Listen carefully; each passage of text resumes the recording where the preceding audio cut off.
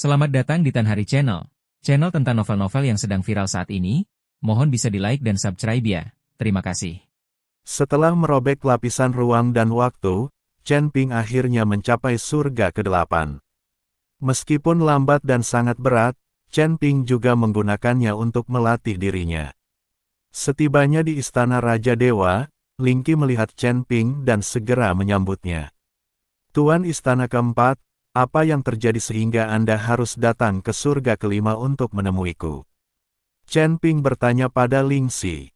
Tuan Chen, sesuatu mungkin telah terjadi pada Raja Dewa. Kata Ling Qi. Apa? Raja Dewa sedang dalam masalah. Bagaimana kau tahu? Chen Ping mengerutkan kening. Raja Dewa membawa kepala istana pertama dan kepala istana kedua ke surga ke-9, tetapi setiap 3 bulan. Raja Dewa akan menghubungi saya melalui slip giok komunikasi. Tapi sekarang, setengah tahun telah berlalu, dan aku masih belum bisa menghubungi Raja Dewa. Bukan hanya Raja Dewa, tetapi juga kepala istana pertama dan kepala istana kedua telah menghilang tanpa jejak. Ling Qi berkata dengan cemas. Mendengarkan kata-kata Ling Qi, Chen Ping tahu bahwa Raja Dewa pasti telah menemui sesuatu. Jangan khawatir, aku akan pergi ke surga ke-9. Aku bisa pergi dan melihat apa yang terjadi dengan Raja Dewa. Saya sudah sampai di surga ke-9, bagaimana cara menghubungi Raja Dewa? Chen Ping bertanya, aku hanya berkomunikasi dengan Raja Dewa melalui lempengan giok. Aku tidak tahu di mana Raja Dewa dan yang lainnya berada di 9 surga. Mereka tidak memberitahuku, kata Ling Qi. Mendengar ini, Chen Ping langsung bingung. Jika dia tidak tahu di mana Raja Dewa berada, bagaimana dia bisa menemukannya? Terlebih lagi, alam 9 surga itu luas, dan menemukan seseorang di sana akan lebih sulit daripada mencari jarum dalam tumpukan jerami. Ngomong-ngomong, aku punya token pencari roh peninggalan Raja Dewa. Dengan token ini, selama kau berada dalam radius 1000 mil dari Raja Dewa, token pencari roh akan bereaksi. Saat Ling Qi berbicara, dia mengeluarkan sebuah token yang ukurannya sedikit lebih besar dari ibu jarinya. Lahi, Chen Ping mengambil token pencarian dan berkata, aku akan pergi ke surga ke-9 sekarang.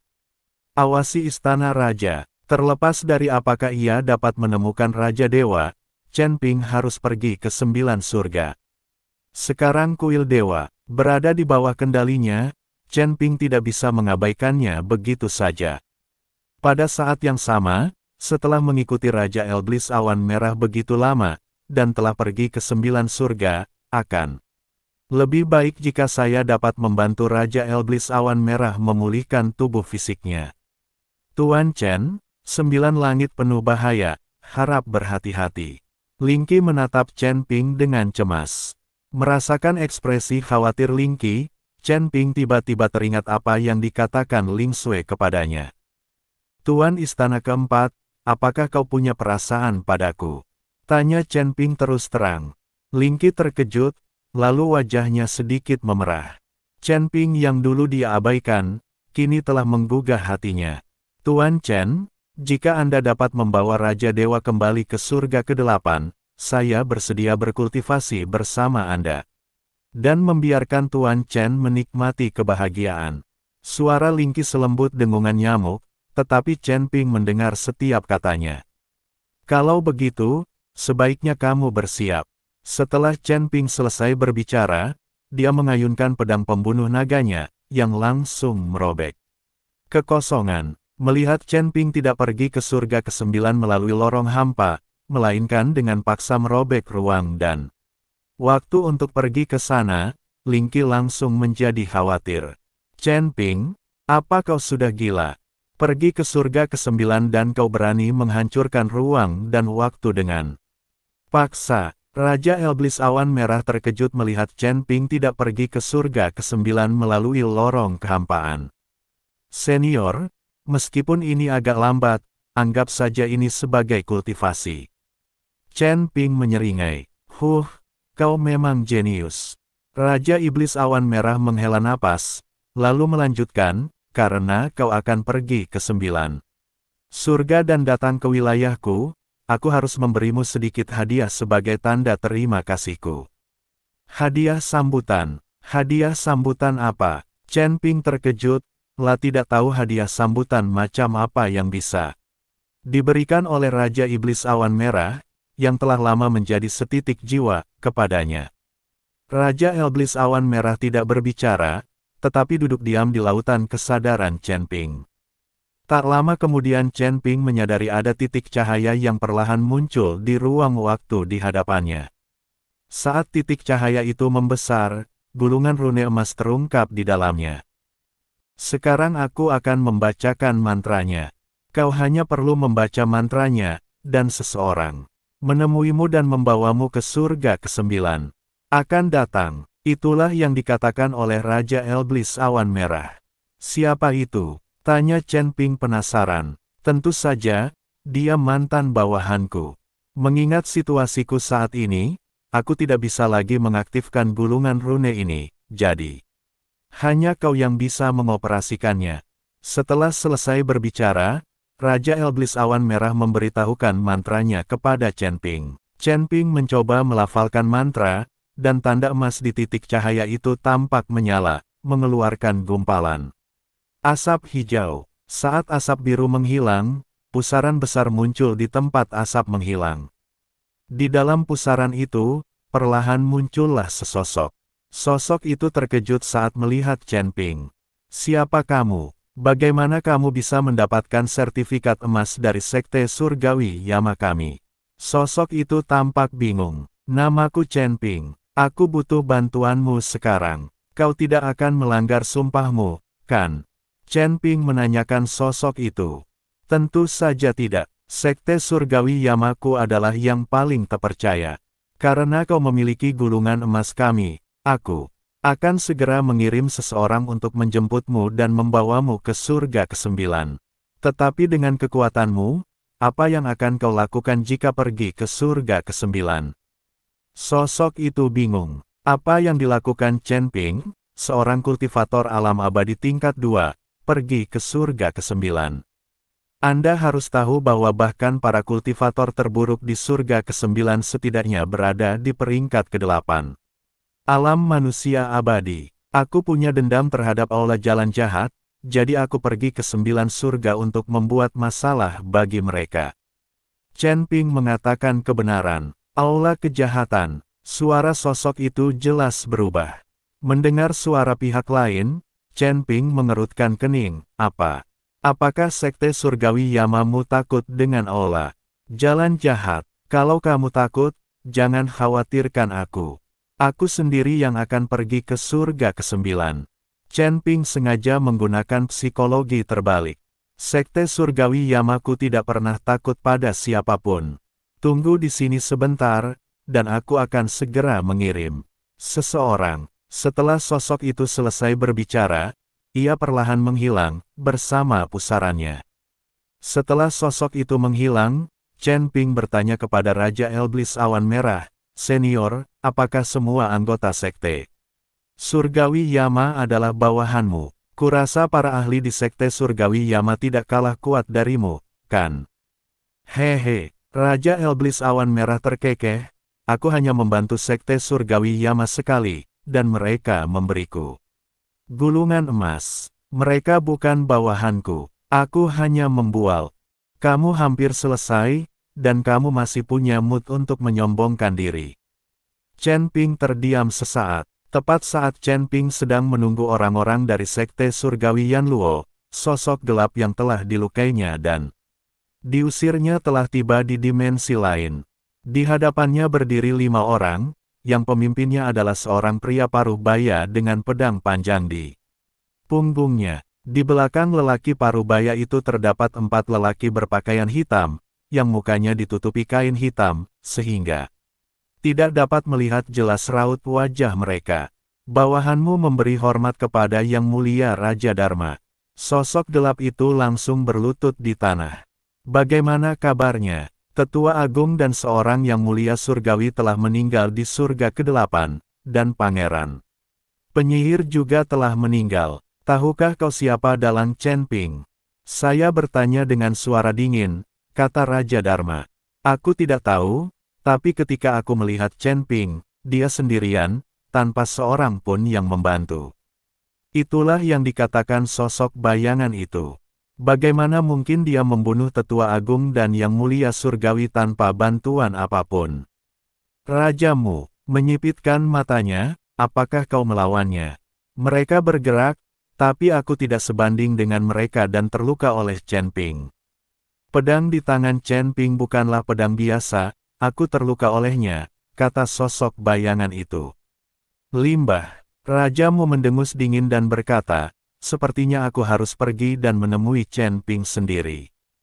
Tuanmu, bahkan yang mulia surgawi pun tewas di tangan Chen Ping. Jika tuanmu diam, hanya karena seorang Celestial Venerable tidak bisa mengalahkan seseorang, bukan berarti aku juga tidak bisa. Kalau aku tidak melakukan kesalahan, aku pasti sudah menjadi Celestial Venerable sekarang. Teriak rajamu, lalu menghilang. Seketika bersama para bawahannya, saat Raja Mufa pergi, sosok gelap itu perlahan menampakkan wajahnya, senyum dingin di bibirnya.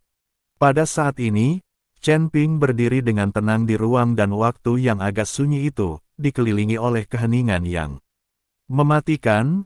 Hanya sesekali angin sepoi-sepoi yang menyebabkan pakaiannya berkibar sedikit. Dia menggenggam pedang pembunuh naga erat-erat di tangannya, matanya mengamati sekelilingnya dengan waspada. Menunggu orang-orang dari Sekte Surgawi Yama datang dan menemuinya. Namun, takdir tampaknya selalu senang mempermainkan kita tanpa diduga. Tepat saat dia menunggu dengan sabar, aura yang kuat menyapu dirinya seperti angin puyuh. Chen Ping mengerutkan kening, langsung menjadi waspada saat dia merasakan permusuhan yang kuat dalam aura tersebut. Satu-satunya yang bisa bersikap begitu memusuhiku pastinya dari Evil Path Hall. Tak lama kemudian, Raja Mufa muncul di hadapannya bersama 4 orang bawahannya yang bagaikan hantu. Raja Mufa berdiri tegak dan tegap, pedang panjang di belakangnya memancarkan cahaya dingin dan menakutkan, seolah menceritakan ketajaman dan bahayanya. Keempat lelaki berpakaian hitam di belakangnya seluruhnya terbungkus jubah hitam, hanya tatapan mata mereka yang dingin dan tajam, bagaikan pemburu di kegelapan, siap memberikan pukulan mematikan kepada musuh mereka kapan saja. Kamu Chen Ping, Raja Mufa berbicara dengan dingin, suaranya seperti berasal dari gudang es, membawa aura yang mengerikan. Hati Chen Ping menegang, lah tahu para pendatang baru itu tidak bermaksud jahat, tetapi ia tidak menunjukkan rasa takut. Di wajahnya, lah berdiri tegak dan berkata, benar. Kalian dari Aula Jalan Jahat telah menyusahkanku berkali-kali. Apa yang kalian inginkan hari ini? Bibir Raja Mufa sedikit melengkung, memperlihatkan senyum mengejek, apa maumu? Tentu saja, aku akan mengambil nyawamu untuk membalaskan dendam tetua agung dan yang mulia surgawi.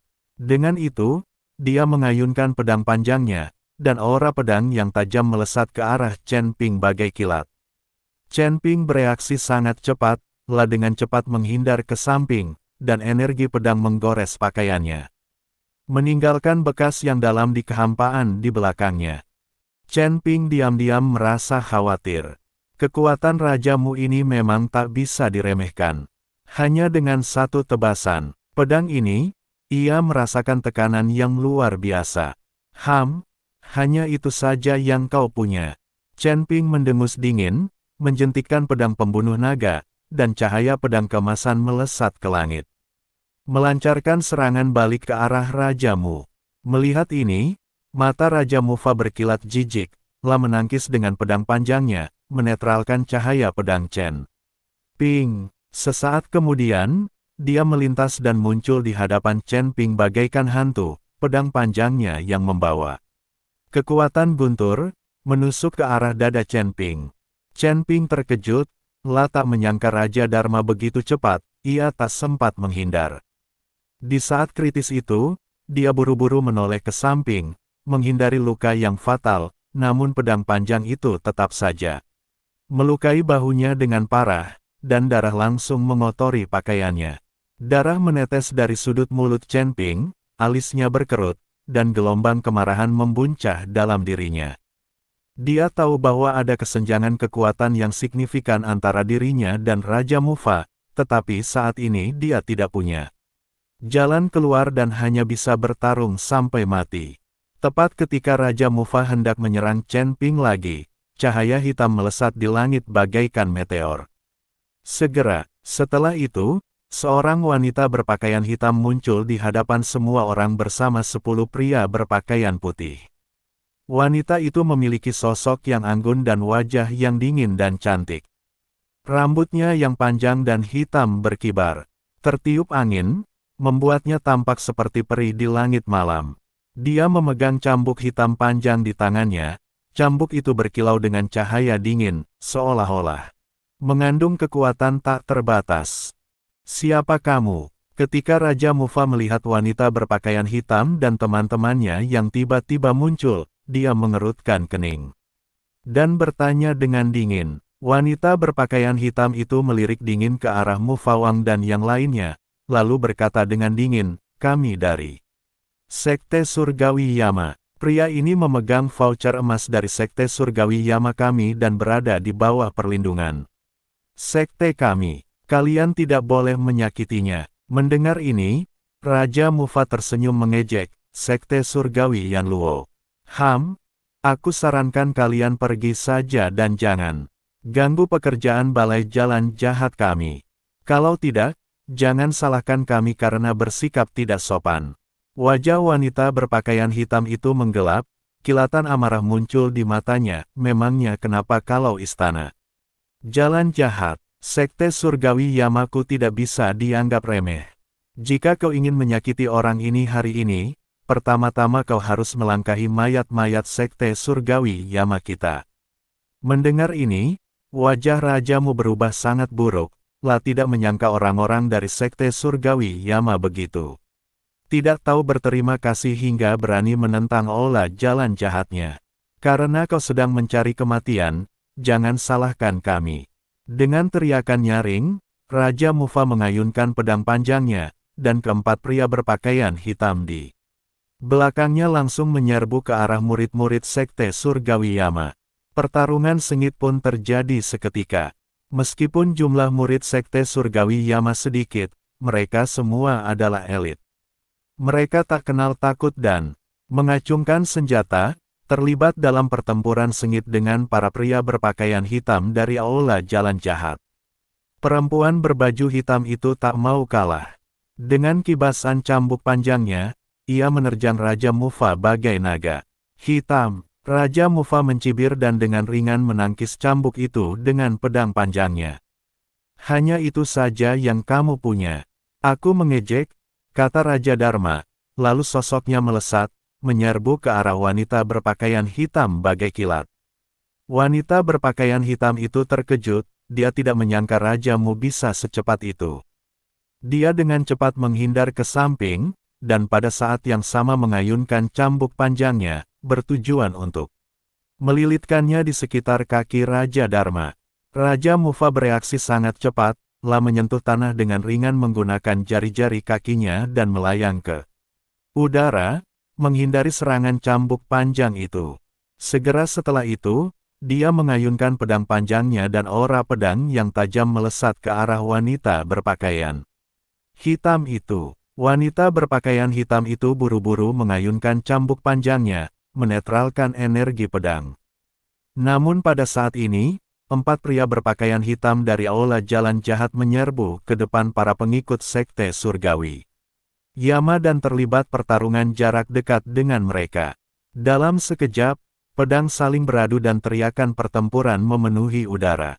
Chen Ping menyaksikan pertempuran sengit yang terjadi di hadapannya, merasa sangat cemas. Dia tahu bahwa orang-orang dari Sekte Surgawi Yama sedang berperang melawan orang-orang dari aula jalan jahat untuk melindunginya, dan dia tidak bisa hanya berdiri dan melihat mereka berada dalam bahaya.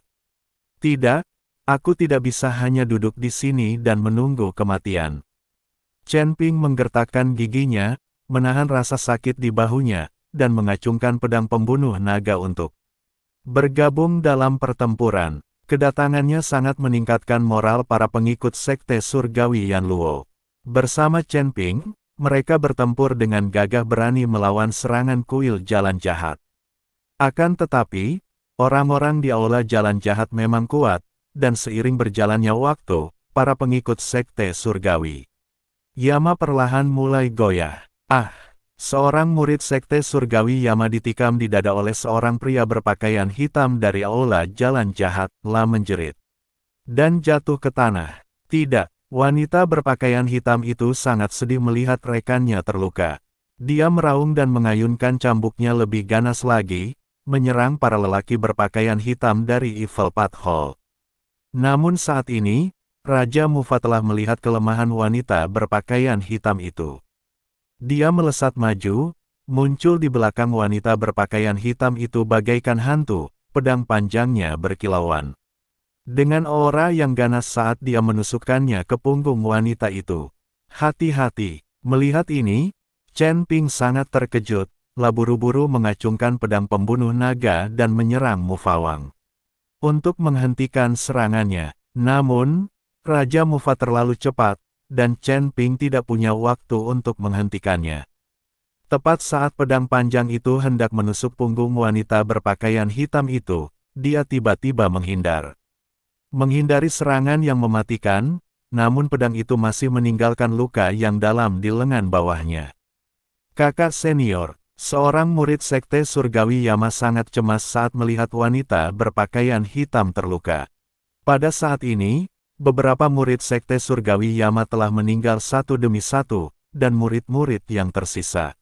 Semuanya terluka parah, membuat situasinya sangat kritis. Tidak, kita semua akan mati jika begini terus. Wanita berpakaian hitam itu berpikir dalam hati, mengetahui bahwa dia harus menemukan cara untuk membalikkan keadaan. Tepat saat itu, dia tiba-tiba teringat sesuatu. Dia buru-buru mengeluarkan botol giok hitam dari dadanya, membuka tutupnya, dan bau menyengat pun tercium keluar. Semuanya, hati-hati, ini kabut beracun. Raja Mufa terkejut ketika melihat botol giok di tangan wanita berpakaian hitam. Itu dan buru-buru memperingatkan bawahannya. Namun, sudah terlambat. Wanita berbaju hitam itu menyemprotkan kabut beracun dari botol giok ke arah orang-orang di aula jalan jahat. Kabut itu langsung menyebar, menyelimuti mereka.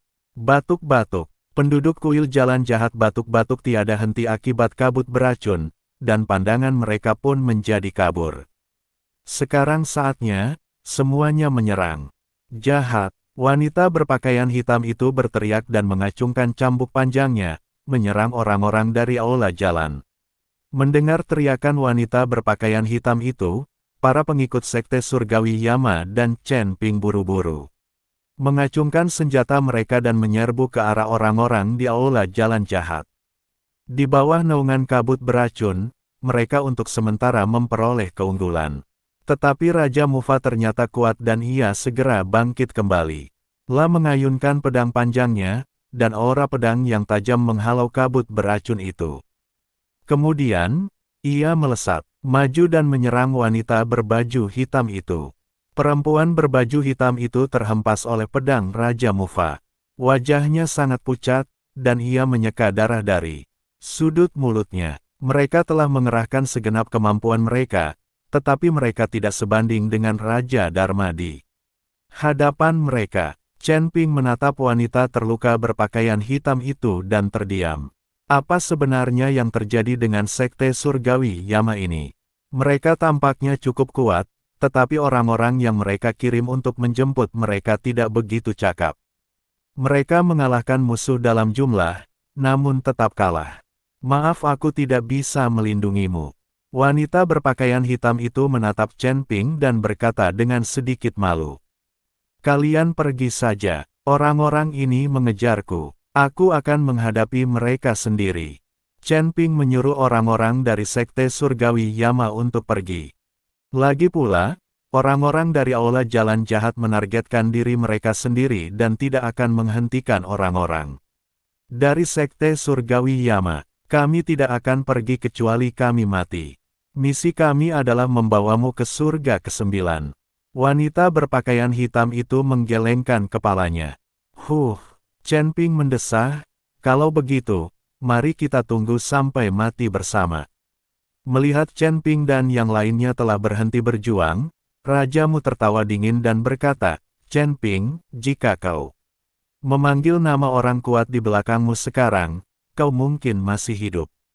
Tidak ada seorang pun yang mendukungku. Chen Ping menggelengkan kepalanya. Omong kosong, kau tidak punya siapa-siapa untuk mendukungmu. Bagaimana mungkin kau bisa membunuh tetua agung dan pelindung surgawi dari aula jalan jahat kita? Raja Mufa sama sekali tidak percaya bahwa Chen Ping tidak memiliki seorang pun yang mendukungnya. Karena kau tidak percaya padaku, aku tidak bisa berbuat apa-apa. Kau bisa membunuhku sekarang. Chen Ping bahkan rela menawarkan lehernya. Melihat pendekatan proaktif Chen Ping, rajamu sebenarnya sedikit panik. Tanpa sadar aku mundur 2 langkah. Dia belum pernah melihat seseorang yang secara aktif mencari kematian. Mungkinkah orang ini benar-benar memiliki pendukung kuat yang sama sekali tidak takut padaku untuk membunuhnya? Wanita berbaju hitam itu juga dipenuhi keraguan dan kebingungan ketika melihat Chen Ping seperti ini. Siapa yang berani menjulurkan leher dan membiarkan seseorang memenggalnya? Apakah orang ini sudah gila? Kau mau membunuhku atau tidak? Kalau tidak, aku pergi, tanya Chen Ping. Raja Mufa menggenggam pedang erat-erat di tangannya, tetapi tidak berani menyerang. Pengecut, kau tak berani membunuhku. Jadi jangan ganggu aku lagi. Chen Ping mengejek Mu Fawang dengan nada meremehkan. Chen Ping berani melakukan ini karena ia sudah berdamai dengan kenyataan.